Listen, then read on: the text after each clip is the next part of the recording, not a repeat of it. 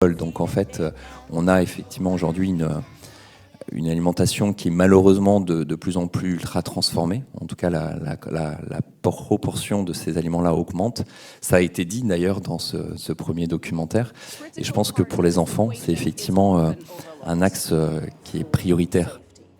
Avant de parler de macronutriments, de micronutriments, mais simplement d'avoir à l'esprit que les produits qu'on consomme doivent être dans une matrice alimentaire, c'est-à-dire doivent être bruts, doivent être respectés dans cette structure, plutôt que d'aller surconsommer des aliments ultra transformés, notamment auprès des enfants, parce qu'on a une étude qui est sortie à la fin de l'année 2025 qui montrait que les enfants de certains pays occidentaux pouvaient avoir jusqu'à 60 à 65% de leurs apports caloriques totaux qui étaient apportés par ces aliments ultra transformés. Parce que malheureusement, on sait que ce sont des produits qui sont à très faible densité micronutritionnelle.